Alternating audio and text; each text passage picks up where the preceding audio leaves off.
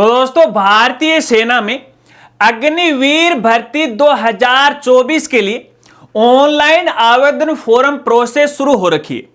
अब जैसे ही कई साथी इस भर्ती के लिए आवेदन फॉर्म भरते हैं तो उनके सामने एक बहुत बड़ी समस्या आ रही है, और समस्या है डिजी लॉकर को लेके कि वो अपनी कक्षा 10वीं और 12वीं की मार्कशीट है वो डिजी लॉकर के साथ लिंक नहीं कर पा रहे, और इस वजह से वो अपना आवेदन फॉर्म भी नहीं भर पा रहे। और ज्यादातर ये समस्या आरबीएसई बोर्ड अजमेर की तरफ से आ रही है। तो ये समस्या क्यों आ रही है और इसका क्या समाधान है वो इस वीडियो में आपको बताऊंगा। नमस्कार साथियों, मैं हूं आपका अपना साथी राजगुर जी।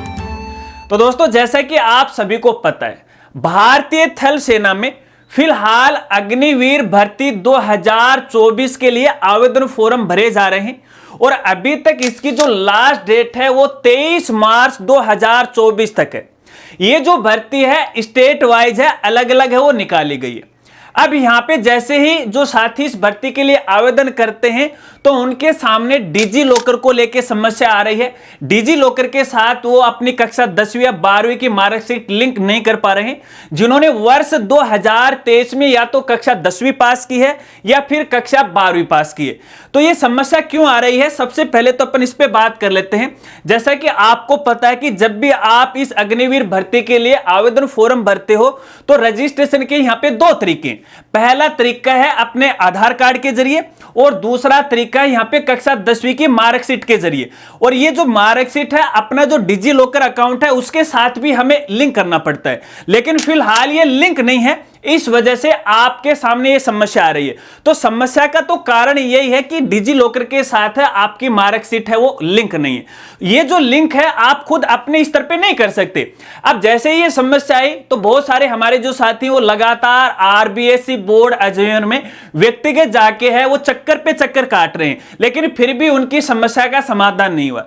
अब मेरे पास बहुत सारे साथियों की एक क्वेरी आ गई, तो भैया देखिए, हमने आज ही संबंधित जो बोर्ड के अधिकारी हैं, जो आईटी डिपार्टमेंट के अधिकारी हैं और अन्य जो अधिकारी हैं, उनके फोन कॉल के द्वारा हमारी बात हुई और इस समस्या से हमने उनका अवगत भी करवाया।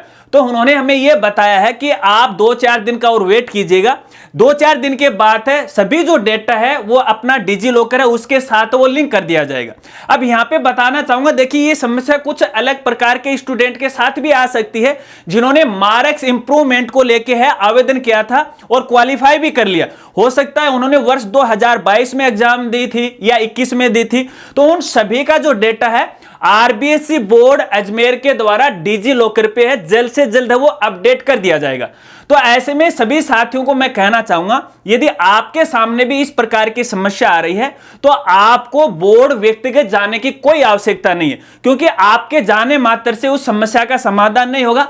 प्रकरण है वो बोर्ड के अधिकारियों की निगाह में आ चुका है और उस समस्या का समाधान करने में वो जुट भी चुके हैं, और इसमें 2-4 दिन का और समय लगेगा। तो वहां पे आप मत जाएगा और फालतू में परेशान वो मत होएगा।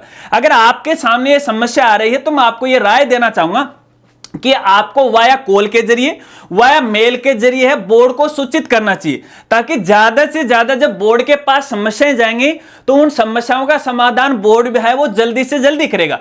हालांकि हमने हमारे लेवल पे इस समस्या को उनको अवगत तो करवा दिया और उन्होंने हाँ भी भर लिए कि अगले 2-4 दिन में इसका समाधान हो जाएगा, लेकिन फिर भी मैं आपको कहना चाहूंगा कि आपको भी है ये समस्या है बोर्ड तक पहुंचानी चाहिए, व्यक्तिगत जाने की आपको कोई आवश्यकता नहीं। पर यह सवाल ये उठता है कि ये समस्या बोर्ड तक अपन कैसे पहुंचाएं।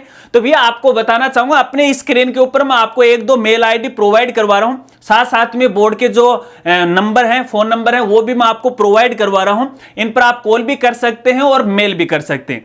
अब यहां पे चलते चलते एक और खास जानकारी आपको देना चाहूंगा, जो भी साथी इस भर्ती के लिए आवेदन फॉर्म भर रहे हैं तो आपको पता है कि आवेदन के लिए आपको सबसे पहले रजिस्ट्रेशन करना पड़ता है।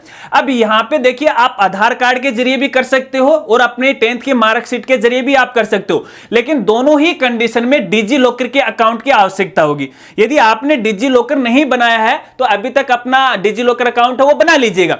और यहां पे कहना चाहूंगा, देखिए जब भी आप डिजी लॉकर पे फर्स्ट टाइम में अपना यहां पे रजिस्ट्रेशन कर रहे हो तो आपका जो आधार कार्ड है वो फुल्ली अपडेट होना चाहिए। अब यहाँ पे फुल्ली अपडेट से मतलब ये है कि आपकी कक्षा 10वीं के अंदर जो भी आपका डेटा है, जैसे आपका नाम है, माता पिता के नाम की स्पेलिंग है, आपकी डीओबी है, वो सेम की सेम है आपके आधार कार्ड में भी होनी चाहिए।